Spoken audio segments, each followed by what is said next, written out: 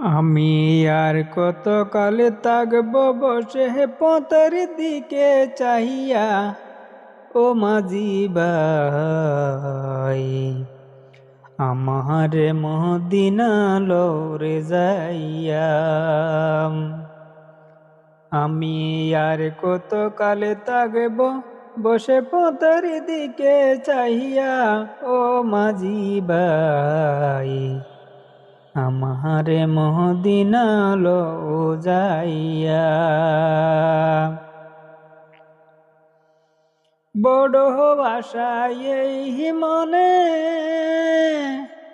Medina দেখাল্লাই,